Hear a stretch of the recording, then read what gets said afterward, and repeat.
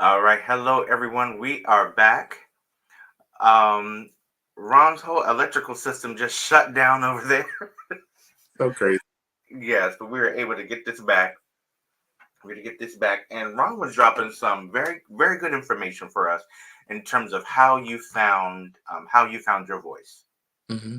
or how you found your voice again. And Hmm. so, one of the biggest things that I took away from that, you said it was no longer minimizing Hmm. your feelings or your perspective on things, right? Hmm. Yeah. Want to Yeah. touch? Mm-hmm. That minimizing of my voice, like I think there were more roots than just the experience of abuse. Like when you grow up in a household where your opinion doesn't matter, it's like shut up and do what I say type thing. Which was very typical of that generation. You grow up feeling um, like you don't have room to share how you feel, and you just have to take whatever is happening. So as I've grown and as I've matured, um, I started to learn the damage that was being done by that flawed thinking about myself, and I had to learn my value and learn my worth, and understanding that my feelings, my ability to express myself, are key to who I am, and to not express myself is really like me, like cutting off parts of myself, Mm-hmm. like us being able to uh, to communicate our feelings. Like we communicate our feelings in many different ways in literature and writing and in music in being leaders in professional organizations, and not being afraid to defend our perspectives and our views on things. Mm-hmm. It- when it comes up, excuse me, when it comes to advocating for people, for social injustices. Um, we need our voice to live. We cannot live without using our voice as God designed for us to have. And so I I was tired of dying all the time. Is how it felt. Ooh. Depression of myself and the um, suffocation of my voice felt like I was dying, and I was tired of that feeling of deadness, and I wanted to be alive. I wanted to live. I wanted to find out who Ron really was and connect it to me really learning who I am. And my identity was me learning to use my voice. Mm. That's good because I had that in my mind when you said suffocating my voice. Um, it was in my mind. Oh, like you're dying, and just the way you said, "I don't want to die anymore," is huge. Mhm. It's huge that anyone who has experienced any form of trauma or abuse, that you have to speak if you want to live. Absolutely. That you want to live. And it's not just speaking out about what happened to you, but speaking out and then learning who you are, finding your strength, your voice, your resiliency. Um, I don't think it's any question why, after being suffocated for so long, that you are now a recording artist, you're an advocate, you're an author, that all of the things that you do, maybe outside of photography, are all about you now using your voice in a different way and expressing all the parts of who you are. Absolutely. Of who you are. With what you do, with the way that you use your voice, right? If you had to choose between expressing it through writing, expressing it through advocacy, or as a recording artist, which is your favorite way to express your voice? Writing. Okay, why writing? I know I have a gift of writing, and I learned that when I was in the first grade. When I submitted a piece of poetry into a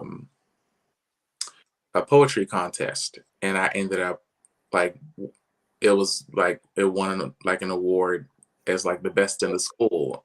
And I was like, I really enjoyed um the arts, and the arts is a form of expression, of using one's voice as well. Just it's just communicated through different ways. And so as I got older, um, I just wrote a lot. Like I write a lot of poetry that would come from my heart and life experiences. And that's, a lot of people don't know this about me, but I used to rap when I was like I was in a rap group when I was 16, and I would write my own like lyrics.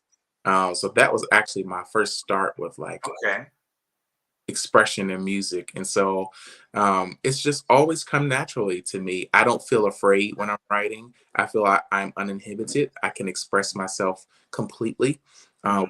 fear of judgment, because I can make the decision to share what I write or not. I can have a version for me where I just completely dump my honest thoughts and how I express it.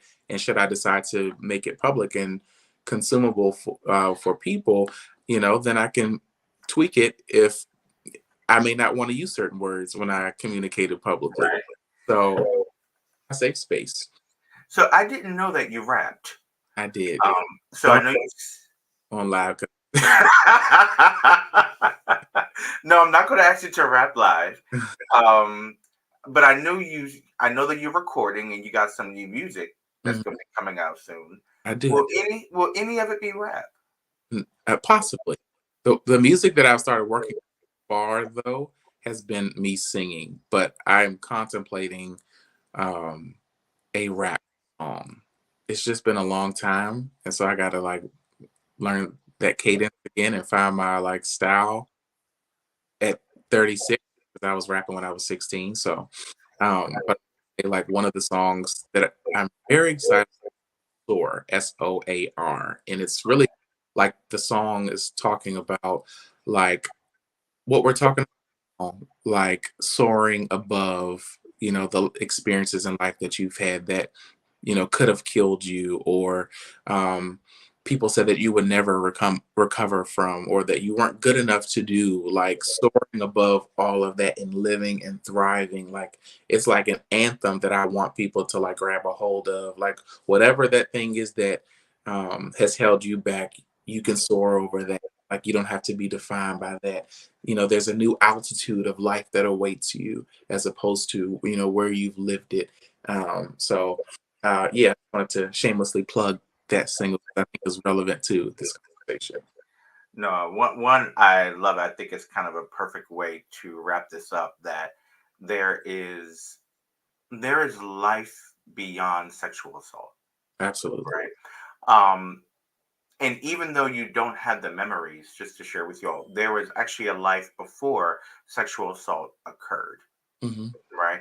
Is that the harm that happened to you is not the beginning of your story, and it really does not have to be the end of your story either. You can have all the dreams, the wishes. Yeah, it may look different than the way you intended, but your life can become and be so much more than you ever imagined. Follow what Ron has shared, as an advocate, as a survivor, and a man who is continuing to survive and transform through this. It has happened to you. Come to a place of being able to accept it.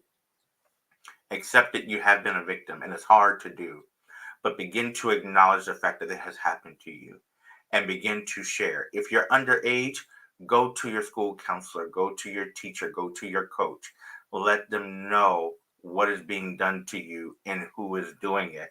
And tell them until they believe you. Hmm. You tell them if you have to ram it down their throat. Tell the truth until they believe you. And then after that, begin to go to therapy, get some help so that you can find your voice, so that you can find the healing that you need. If possible, try find a therapist who is trauma informed, who is trained on helping you to be able to overcome trauma. You need those coping skills. Hmm. Like Ron has said, he can go days and weeks and everything's fine. Then he gets a trigger that reminds him that this has happened, but he knows how to stay grounded so that he can live as a 36-year-old man and not only function as a 6-year-old boy who was harmed again. It'll bring you right back to the present moment. Right. Do not minimize your voice because your voice is precious. Your voice is important. Your voice is what we need. Your voice is going to impact your family. Your voice can change the world, right? There's a gift inside of your voice, and we need to hear it and everything that it has to do to build you and to build someone else. Okay? It's time to soar. it's time to soar. So get some help, get the support that you need so that you can advocate and soar like our dear brother here, Mr. Ronald J. McCray. Sir, thank you so much for coming back after the powers come back on and being able to finish this with us. And we're looking forward to what's going to come with you.